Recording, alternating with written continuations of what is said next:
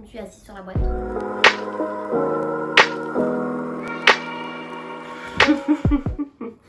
Bonjour à tous, moi c'est Valentine. Aujourd'hui, on va parler un petit peu du programme en lui-même, c'est-à-dire le programme My Dream Moving. En fait, j'ai reçu pas mal de questions sur le programme et ce que c'est, ce que ça contient, pourquoi je le fais, d'où ça vient. Donc aujourd'hui, on va un petit peu répondre à toutes ces questions. En fait, c'est très simple. C'est très simple. L'idée m'est venue plutôt naturellement parce que c'est ma sœur en fait qui m'a donné l'idée de fonder My Dream Moving. Parce qu'en fait, elle était en Belgique. Quand je suis partie, elle est restée en Belgique et on s'appelle tout le temps, on est très fusionnels, on est très très proches, ma sœur et moi. Et en fait, en l'appelant, petit à petit, elle remarquait qu'elle n'aimait plus trop sa vie en Belgique. Elle était plus épanouie et elle me partageait vraiment son sentiment de mal-être qui, moi, me rendait triste aussi parce que voilà, c'est toujours dur de voir sa sœur être mal, se sentir mal au quotidien. Et en fait, petit à petit, en discutant, je l'ai aidée en lui faisant comprendre que voilà, elle choisit entre guillemets aussi la vie qu'elle a. Et en fait, si elle aime pas la vie qu'elle a aujourd'hui, le salariat, le fait d'avoir un appartement, de mettre au boulot dodo tout le temps, faire des courses, faire à manger, faire le ménage, la lessive, si c'est pas ça qui te plaît, il y a plein de solutions. Tout ce qu'on a fait ensemble avec ma soeur, c'était simple. C'est juste que toute seule, elle n'y arrivait pas. C'est là vraiment que je me suis rendu compte qu'il y avait plein de gens comme ça dans mon entourage qui me donnaient les mêmes sortes d'excuses ou de peurs ou de contraintes, mais qui en fait viennent tout simplement du fait que oui, ça fait peur de faire des choses comme ça. Oui, ça peut faire peur de se dire je vais habiter toute seule dans un pays que je connais pas, ma famille elle vient pas avec moi, oui mais qu'est-ce que je vais faire, non mais c'est pas bien, il faut habiter à côté de ses parents ou proche de sa famille parce que il faut les voir. Qui décide de ça? Toi-même. Donc c'est toutes des choses comme ça que je me suis réalisé que les gens ont besoin en fait d'accompagnement mental, de préparation mentale, on va dire, comme un sportif de haut niveau qui pourrait avoir besoin de préparatifs pour pouvoir passer à l'action et enfin être épanoui et heureux au quotidien et vivre son rêve en fait. Je trouve parfois trop triste que parce qu'on est né quelque part, on est obligé d'y rester. Non, en fait, on n'a pas choisi la ville où on est né. Ça, c'est nos parents qui l'ont choisi. Et ça peut convenir à beaucoup de gens d'habiter là où on est né, d'être heureux, d'être épanoui. Et je le souhaite à tout le monde d'ailleurs. Mais moi, personnellement, par exemple, j'ai remarqué vraiment à l'âge... parfois, je dis 16 ans, mais je pense que c'était même plus tôt. Que même si je suis fière d'être belge, j'adore mon pays, mais... le fait qu'il fasse gris tout le temps, ça me rendait moi-même aigrie en fait. Et je me rends compte aujourd'hui, en me réveillant tous les matins avec le ciel bleu, le soleil partout, que j'ai changé. Je reste moi-même, mais je suis plus épanouie, je suis plus heureuse et ça change vraiment une vie, ça change une personnalité. Même si on reste soi-même, moi je trouve ça trop triste parce que on est né dans une ville, de se dire je suis obligée de rester là, je suis coincée ici parce qu'il y a ma famille, il y a ci, il y a ça, il y a mes amis, j'ai construit quelque chose. On est jeune, on a le temps. Même si tu as 30 ans aujourd'hui on vit jusqu'à 90, 90 ans. Je sais pas si tu es français ou belge si tu me regardes, mais c'est même pas un tiers. Oui, ce que tu as construit aujourd'hui, d'accord, tu vas devoir recommencer, je suis totalement d'accord. Mais je me dis que c'est pire de faire comme mes parents, même si je suis très heureuse pour aujourd'hui, ils sont très heureux mes parents. Je trouve ça triste de se dire que eux, ça me rend triste de me dire que moi, je devrais attendre jusqu'à mes 60, 50, 65 ans de déménager dans le pays qui me rend réellement heureuse. J'avais pas envie d'attendre et c'est pour ça que je suis là aujourd'hui et c'est des jeunes comme ça que j'ai envie d'aider qui se disent ok, je suis née en France, mais moi mon rêve c'est d'habiter au Portugal. Bah, j'ai pas envie d'attendre ma retraite et d'avoir fait toute ma vie. Vous imaginez, c'est pire de se dire il faut tout reconstruire, ça fait peur. Mais c'est pire de se dire que en fait t'as un mari, t'as acheté une maison, t'as fondé une famille, tes enfants ils ont été à l'école, ils ont des amis. Donc il y a tellement plus de choses qui a été construite qu'il faut déplacer ou qu'il faut abandonner.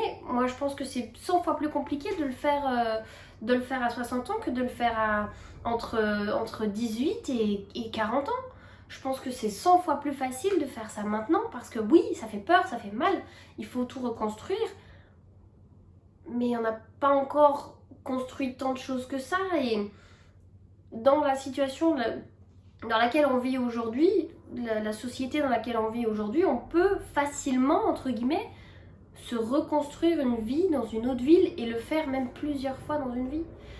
Moi, quand j'ai vécu en Turquie, en un claquement de doigts, on avait un appartement, j'avais mes 2 copines de boulot avec qui je m'entendais super bien parce qu'on avait toutes les 3 le même état d'esprit.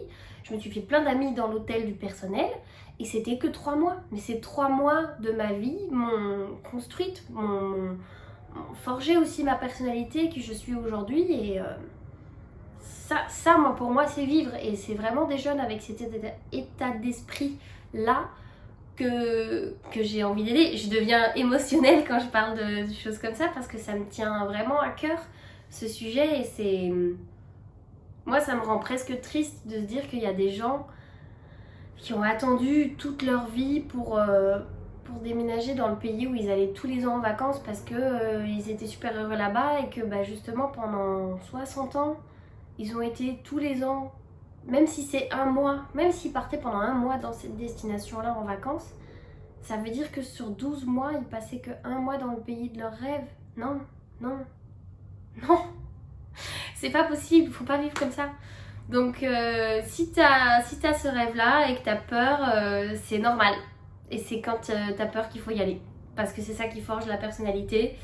Et si t'attends de plus avoir peur pour faire quelque chose, bah, tu risques d'attendre très longtemps.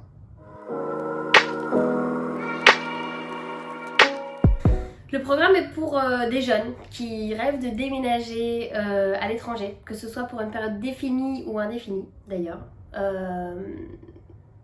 qui tout simplement en fait n'arrivent pas à le faire tout seul, qui ont besoin de ce petit coup de pouce, qui ont besoin de quelqu'un qui les accompagne, qui les aide, qui les soutient dans leur démarche.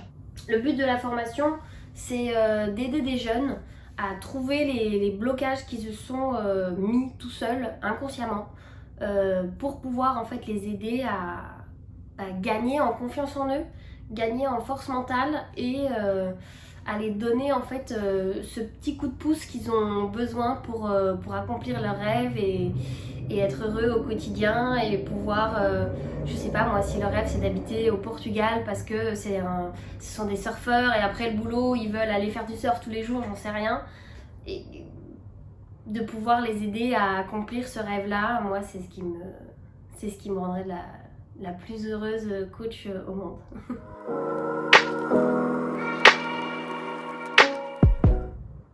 La réponse est oui, bien sûr. J'avais très peur de... Ça fait peur en fait. C'est pas une peur qu'on peut expliquer, mais oui, ça fait peur de déménager dans une ville qu'on ne connaît pas, surtout pour la première fois. Après, moi, c'était pas ma première fois que je faisais ça. J'avais déjà eu d'autres expériences. J'avais habité pendant 3 mois en Turquie. J'avais habité pendant 3 mois en Tenerife aussi. Et en fait, ces 2 expériences-là m'ont aussi montré que je pouvais le faire, que j'avais besoin de vivre au soleil, voire en bord de mer, pour être heureuse au quotidien, être épanouie en fait au quotidien. La peur en fait la plus compliquée Et ce que beaucoup de gens ont, c'est on se pose vraiment des questions comme est-ce que je vais réussir à m'intégrer? Est-ce que je vais réussir à me faire des amis? Est-ce que je vais pas être toute seule tout le temps? Et c'est vrai que ça fait peur de devoir en fait recréer une vie, mais moi je trouve qu'il y a quelque chose d'aussi très poétique et de positif là-dedans, c'est que justement les gens ne te connaissent pas et si tu as envie et besoin de recommencer en fait ta vie à zéro, bah tu as l'opportunité et je trouve ça quelque chose de très très beau de pouvoir recommencer à zéro et de se dire bon ben voilà là personne connaît les erreurs que j'ai faites ou personne connaît mon ex, c'est quand on regarde de cette façon-là, c'est vraiment une opportunité. Puis aujourd'hui, en fait, de toute façon, il y a beaucoup d'applications qui peuvent nous aider à...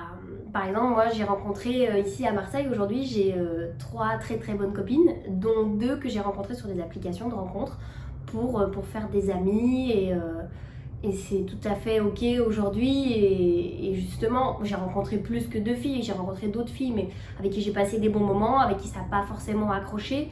Mais c'est vrai qu'aujourd'hui on vit dans une société où quand tu n'as pas travaillé dans une grosse entreprise où il y a beaucoup de monde ou fait tes études dans la ville où tu habites, bah c'est dur de rencontrer des gens de façon naturelle, où il faut déjà avoir des connaissances, mais moi personnellement j'étais vraiment toute seule. Et puis en fait, il y a quelque chose de très intéressant de partir tout seul, c'est qu'on apprend à se découvrir. On apprend à se découvrir soi-même et je pense que c'est très très important de passer du temps avec soi-même, d'apprendre à être seul. Parfois ça fait peur aussi quand on est seul quelque part ou même quand on habite dans une ville où on connaît plein de monde et que tout le monde est occupé, et on a envie de sortir de chez soi, on a envie d'aller, je sais pas moi, aller bronzer, aller à la plage. Et en fait, tout le monde est occupé et on n'y va pas parce on y va tout seul. Et en fait, moi, je trouve ça vraiment dommage. Et j'ai appris à faire des choses toute seule, aller au resto, bon, surtout le midi, le soir, moi, ça me branche pas, même si je trouve ça génial quand j'en vois qui sont tout seuls. Je trouve ça très important. Mais voilà, je vais au cinéma toute seule, je vais à la plage toute seule, je fais des randos, il y a plein de choses à faire toute seule et on apprend en fait à se connaître et on réfléchit beaucoup aussi quand on est tout seul et ça nous force en fait à être avec soi-même et à se regarder en face et à, s'il y a des choses qu'on n'aime pas, à s'améliorer ou justement on apprend à s'apprécier. La première fois que j'ai déménagé toute seule, c'était en Turquie. J'ai voyagé avec Thomas Cook. En fait, j'étais animatrice enfant à l'époque en Belgique et je voulais faire ça, mais à l'étranger, dans un pays de fous, dans un hôtel de malade. Donc j'ai postulé pour plusieurs boîtes, notamment au Club Med, où je travaille aujourd'hui. Mais c'est Thomas Cook qui m'a pris parce que j'étais disponible que pendant 3 mois, donc à savoir juillet, août et septembre. Et j'ai déménagé donc en Turquie, dans la région de Bodrum, pendant 3 mois et c'était vraiment une expérience de fou. J'avais 18 ans. C'était une vraie expérience avec beaucoup de hauts, beaucoup de bas, qui m'a appris beaucoup de choses sur moi-même. Si, c'est très dur de quitter sa famille et ses amis. Après, moi, je suis dans une situation un petit peu différente parce qu'à quand j'avais 19 ans, mes parents ont décidé de déménager dans le sud de l'Espagne. Donc, pour moi, quand j'ai déménagé ici à Marseille, vraiment de façon définitive, si on peut dire ça comme ça, ça faisait 5 ans que j'habitais avec ma sœur et que déjà il y avait une première partie de mon attache qui était partie, elle. Et à cause du Covid, on a quand même passé 2 ans sans se voir. On se voyait que par téléphone, par les réseaux, par les vidéos calls, tout ça. Et justement, en fait, ça m'a appris aussi que aujourd'hui, on peut garder contact très facilement grâce à la technologie. On s'appelle, on garde contact en regardant les stories. Et quelque part aussi, ça te fait découvrir tes vrais amis. On découvre qui sont les vrais amis. Parce que la famille, c'est de la famille, donc voilà, il n'y a pas de sujet. Mais pour ses amis, on découvre vraiment qui nous-mêmes on a envie d'appeler. Et qui garde contact, qui fait des efforts. Parce qu'un vrai ami, quand tu pars, même si t'es loin, ça n'a pas d'importance, il continue à prendre des nouvelles. Et moi j'ai appris aussi que un ami c'est pas forcément quelqu'un que tu vois tout le temps. Un vrai ami, tu peux ne pas lui parler pendant 3 mois. Après, dès que tu lui parles, c'est comme si aucun temps s'était écoulé. Et ça, c'est des leçons aussi très importantes à apprendre, je trouve, dans la vie, que tout le monde n'a pas l'occasion, ou parfois ça nous tombe dessus de façon un peu désagréable. Donc, je trouve que c'est une belle leçon à apprendre et qui nous fait grandir. Non, je regrette jamais d'être partie. Jamais, jamais. Parce que je crois pas du tout à... Déjà, je crois pas du tout à regretter quelque chose. Je pense que les seules choses qu'on regrette vraiment, c'est les choses qu'on n'a pas faites. Parce que je trouve personnellement qu'il n'y a rien de pire de se dire oh, et si j'avais fait ça? Et si, oh j'aurais pu faire ça? Ça c'est la pire phrase à devoir sortir pour moi dans la vie. Et je trouve que quand on fait des choses, bah, si finalement on remarque que bah, c'était pas le bon choix, c'est pas grave. Au moins ça nous a appris des choses, on a vécu quelque chose d'important qui nous a fait grandir. Et on peut toujours faire quelque chose d'autre derrière. Donc non, jamais, jamais je regretterai d'avoir déménagé seule. Et d'ailleurs, je continuerai à le faire.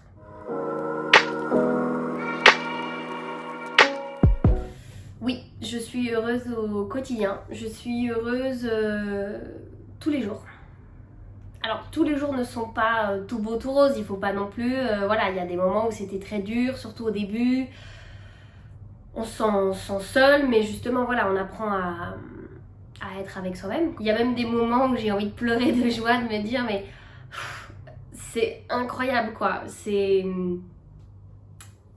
même des journées où j'ai passé des moments un peu plus compliqués, bah, si j'ai envie, je prends ma serviette, je vais me baigner dans la mer et où je vais faire une randonnée, où je monte à la bonne mer, moi j'habite juste à côté et vraiment c'est indescriptible.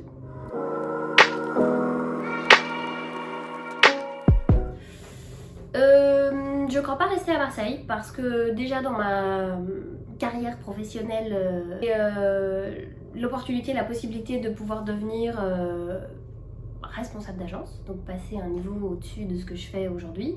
Et pour ça, il faut quand même saisir l'opportunité qui va se présenter à moi quand elle se présentera. Donc non, je pense que déjà rien qu'à ce niveau-là, je resterai pas à Marseille. Je reviendrai peut-être plus tard parce que j'aime vraiment beaucoup cette ville.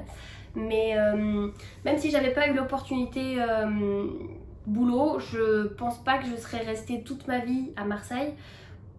Pour la simple et bonne raison qu'en fait il y a tellement d'autres villes que quand j'y pense je me dis genre, j'adorerais habiter là-bas pendant ne fût-ce que certains mois.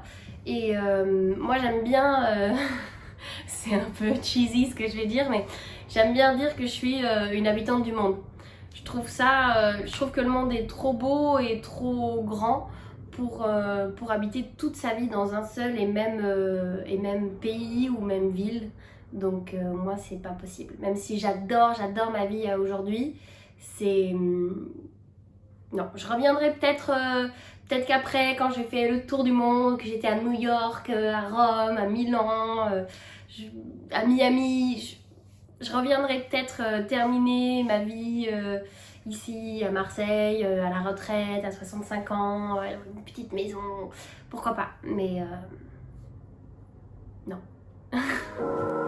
Voilà, merci en tout cas de m'avoir écouté. Si vous avez d'autres questions, n'hésitez pas à les mettre en commentaire. Je pourrais peut-être faire une deuxième vidéo pour répondre à vos questions.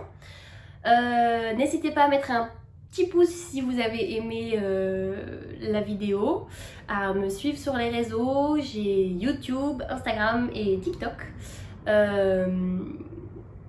Je vous souhaite à tous une excellente journée, pleine de bonheur et de réussite.